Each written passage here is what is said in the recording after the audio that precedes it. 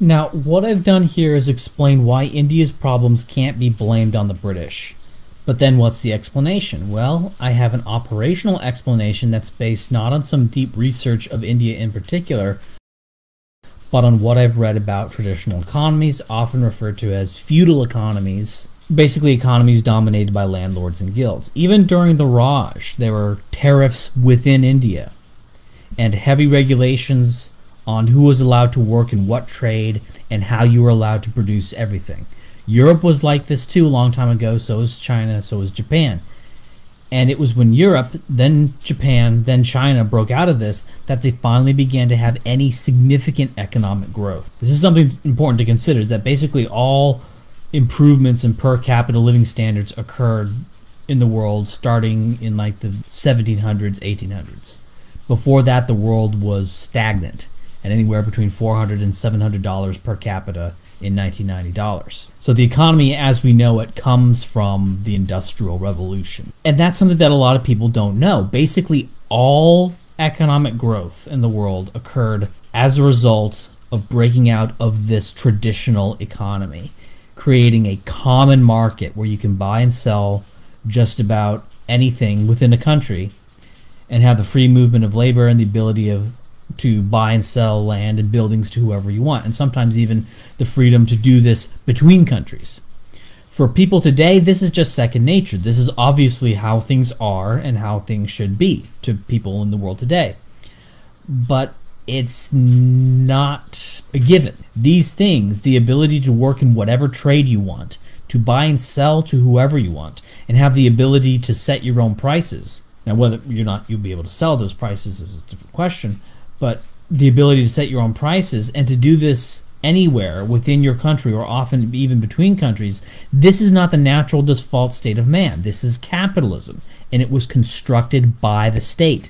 The idea of a market common to the whole of England, where you're not limited in buying and selling, within your county or within your district or whatever, and where you would only have access to exotic foreign goods at the occasional fairs, like the exotic foreign goods, like something made in Spain, ooh la la, and you can get those once a year at the local fair or whatever.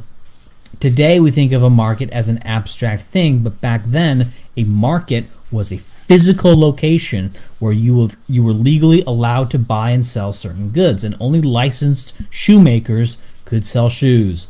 Only licensed coopers could make barrels.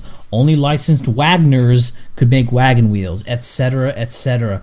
And the prices they could sell at were very much restricted. And if you think this sounds stupid, well, what would happen if you asked a 12-year-old how to make a town? Like, say, a 12-year-old's king of the town, how does he make a town? Well, the 12-year-old would say something like, well, we need to have a guy who bakes bread. Jimmy's good at baking bread. Okay, Jimmy's the bread maker. And Tom's good at making shoes. Tom will make the shoes. And Sarah's good at sewing, so she'll make clothes, or she'll be one of the people that makes clothes. Clothes is a bit more involved, so we'll have a few people make clothes. And they'll be the clothes maker. So we got the bread maker, the shoe maker, the clothes maker. Oh, it's all set up. Oh, and why don't we have some rules about how Tom makes the shoes? Because we want nice shoes, right? We want to have them made in a certain way that are nice. So let's make rules saying that you have to make shoes in a certain way. Also, no price gouging. We need to limit the prices at which Tom can sell shoes at.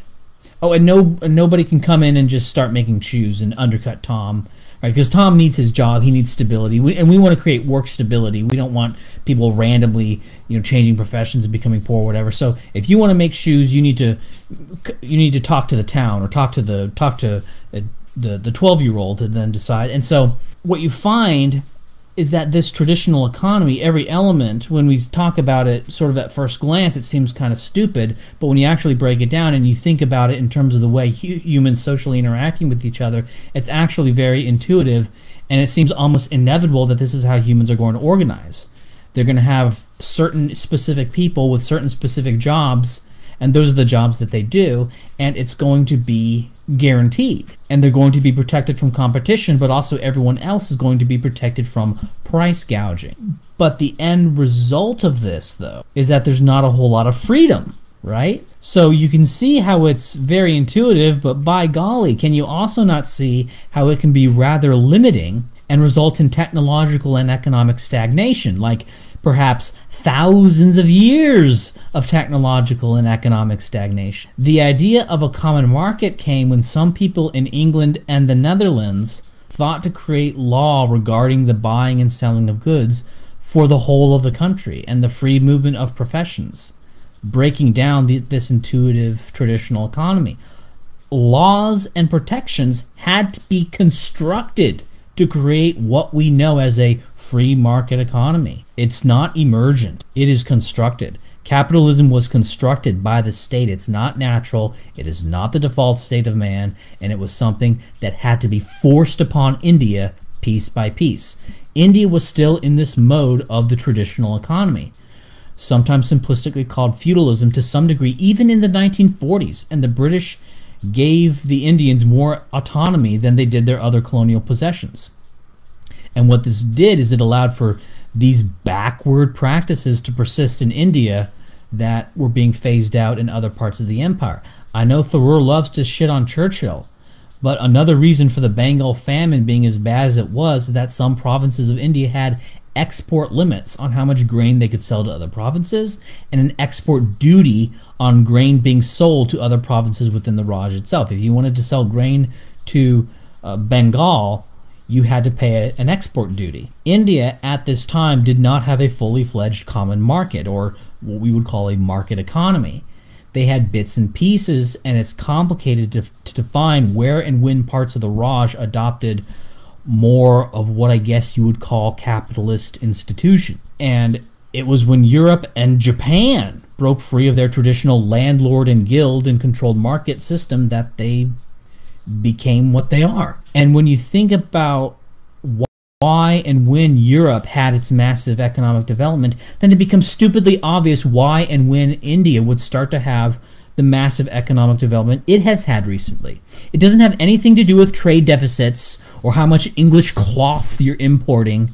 It has to do with basic institutions. And once India made the same basic institutional changes that Western Europe and Japan did, they started to have that hockey stick level of economic growth that Western Europe and Japan did when they made those changes. Now, obviously, that level of growth is not going to go on forever. It's going to plateau at some point, just like it did in Europe and in Japan. But India is in that process of capitalistizing.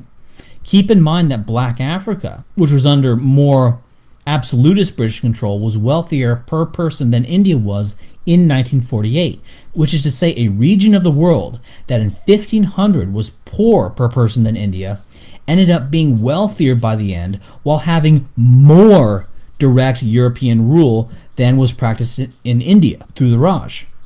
And in fact, even within Africa itself, the parts of Africa that were more colonized by any European power in terms of time under control or percentage of population that was white, the black people in the more colonized parts of Africa ended up better off than the black people in the less colonized parts of Africa. Some of the wealthiest people, I think maybe there's like Mauritius or something where the blacks are actually wealthier, but in terms of the real countries of Africa, blacks in South Africa are the wealthiest people in the continent of all the black people in Africa. As for the British rule in India, they did yeoman's work, and they created some of the benefits of industrialization while, in my opinion, foolishly respecting India's traditional economy. I think they respected it too much. And so India was kind of a strange anachronism at the time. They had some of these modern factories and textile mills and some of these steel mills and railroads, but at the same time, they still had the equivalent of guilds, and they were limited in what professions and how you could buy and sell certain goods, and they still had that traditional economy while also having the fruits of capitalism sort of crammed in there. And so it's a very strange situation, almost kind of unique in world history. But no, the British didn't rape you, and I think that's the line to end on.